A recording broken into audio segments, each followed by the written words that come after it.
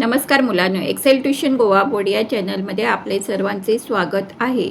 या व्हिडिओत Marathi मीडियमचा EVSचा model paper म्हणजेच परिसर अभ्यास या विषयावरील मॉडेल पेपर आपण सोडवणार आहोत। मुलांनो, पेपर सोडवण्यासाठी तुम्हाला 60 मिनिटे म्हणजे 1 तास मिळणार आहे। प्रश्न आहेत 8, पेजेस आहेत 2 आणि आता पाहूया सामान्य सूचना। सर्व प्रश्न अनिवार्य आहेत, means all questions are compulsory.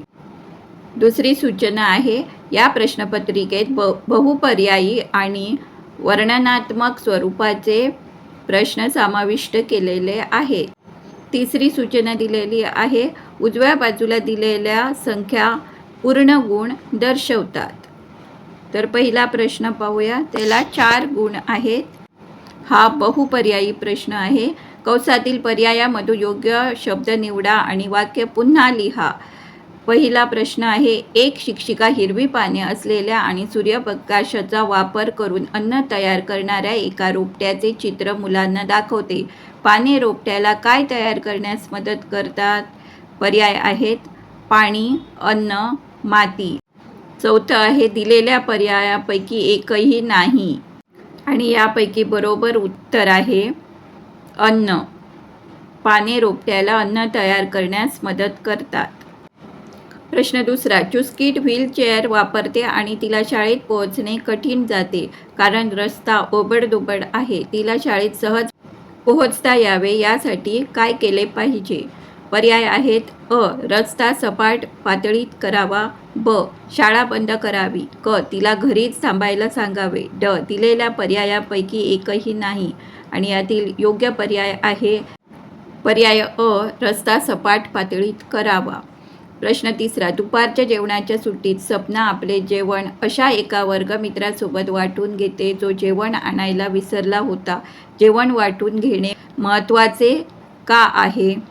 पर्याय आहेत अ, यामुळे आपल्यात भांडणे होतात, ब, यामुळे आपल्याला एकत्र आनंद घेता येतो, क, यामुळे अन्नाची नासाडी होते, ड, दिलेल्या पर्यायापैकी एकही नाही आणि यातील योग्य पर्याय आहे पर्याय ब, यामुळे आपल्याला एकत्र आनंद घेता येतो, जेवणाचा एकत्र आनंद घेता येतो।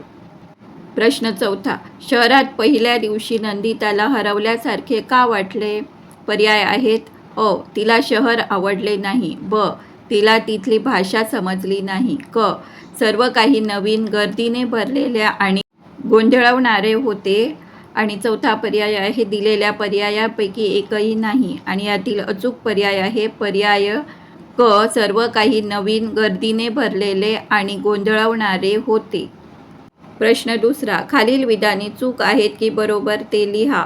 अ, चांगल्या दर्जाचा धागा मजबूत आणि सुबक साड्या बनवण्यास मदत करतो, हे वाक्य बरोबर आहे। ब, आपण अनेक मसाल्याचे पदार्थ त्यांच्या वासावरून ओळखू शकतो, हे पण वाक्य बरोबर आहे।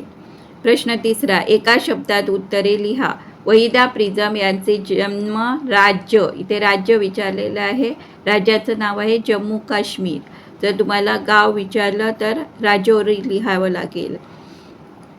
ब, अबुधाबीमध्ये आढळणारे एक सामान्य फळ, या प्रश्नाचं उत्तर आहे अबुधाबीमध्ये आढळणारी सामान्य फळ आहे खजूर। इथे तुम्हाला एका शब्दात फक्त उत्तर लिहायचं आहे। क, जखमा भरून काढण्यास मदत करणारा मसाल्याचा पदार्थ, हा पदार्थ आहे हळद। मुलांनो, जर तुम्हाला एक्सेल ट्युशन गोवा बोर्ड हा चॅनल व त्यातील कंटेंट आवडले असल्यास जरूर तुमच्या मित्रांना शेअर करा। Like, share and subscribe for more such videos. अशाच नवनवीन व्हिडिओजसाठी सबस्क्राईब करा एक्सेल ट्युशन गोवा बोर्ड। आणि मुलांनो, तुम्हाला विनंती आहे, व्हिडिओ पूर्ण पहा, मध्ये स्किप करू नका, कारण यात अधिक प्रश्न म्हणजे ॲडिशनल क्वेश्चन्स आणि इम्पॉर्टंट टिप, महत्त्वाच्या टिप्स दिलेल्या आहेत, त्या चुकवू नका, म्हणून व्हिडिओ स्किप न करता पूर्ण पहा। आता पाहूया पुढील प्रश्न, जोड्या जुळवा, match the pair.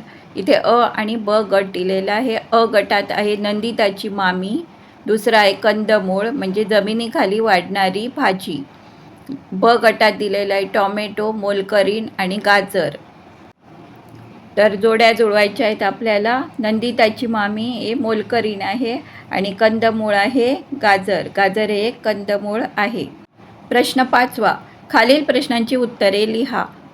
Passing out परेडमध्ये समारोप संचलनात किती आज्ञा द्याव्या लागतात?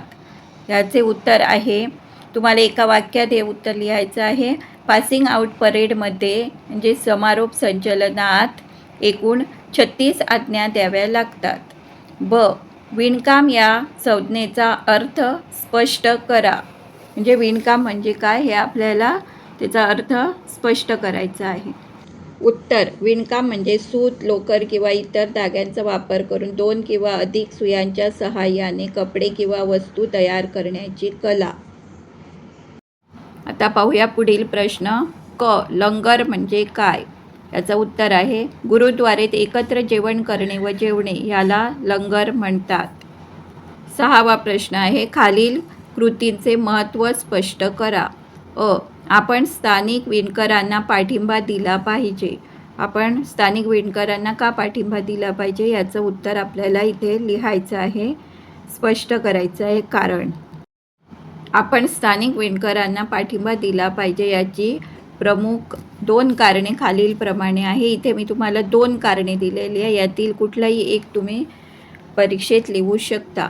पहिला आहे, पारंपरिक कलेचे जतन. स्थानिक विणकर पिढ्यानपिढ्या चालत आलेली हस्तकला आणि पारंपरिक डिझाईन्स जिवंत ठेवतात. त्यांना पाठिंबा दिल्याने ही दुर्मिळ कला नष्ट होण्यापासून वाचते. तर शॉर्ट आन्सर लिहायचं झालं तर तुम्ही हे पण लिहू शकता की ग्रामीण अर्थव्यवस्थेला बळ. विणकरांना मदत केल्याने ग्रामीण विभागातील रोजगार वाढतो आणि स्थानिक अर्थव्यवस्था मजबूत होते. अबुधाबीमध्ये झाडे खूपच कमी आहेत.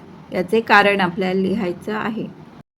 प्रश्नाचे उत्तर आहे, अबुधाबी हा वाळवंटी प्रदेश असल्याने तेथे पाऊस खूपच कमी प्रमाणात पडतो व पाण्याच्या कमतरतेमुळे येथे खूपच कमी झाडे आढळतात. व्हीलचेअर पाहून चुस्कीटला आनंद का झाला? आता तिला कुठेही जाण्यासाठी तिच्या वडिलांची मदत घ्यावी लागणार नाही. या पुढील प्रश्न आहे, सजीव व निर्जीव यातील फरक स्पष्ट करा. इथे मी 3 पॉईंट्स दिलेले आहे. तुम्ही कोणताही एक लिहू शकता परीक्षेमध्ये. सजीव स्वतःहून हालचाल करू शकतात. निर्जीव वस्तू स्वतःहून हालचाल करू शकत नाही. त्यांना बाह्य बलाची गरज असते. दुसरा पॉईंट आहे, सजीवांना जगण्यासाठी अन्नाची आणि ऊर्जेची गरज असते. निर्जीव वस्तूंना अन्नाची किंवा ऊर्जेची गरज नसते. तिसरा पॉईंट आहे, सजीव श्वसन करतात म्हणजे ऑक्सिजन घेतात, कार्बन डायऑक्साईड सोडतात. निर्जीव वस्तू श्वसन करत नाहीत. मुलांनो, तुम्ही यापैकी कोणताही एक फरक लिहू शकता. तिन्ही लिहायची गरज नाही. Do like, share, subscribe for more such video. आता पाहूया या प्रश्नपत्रिकेतला शेवटचा प्रश्न.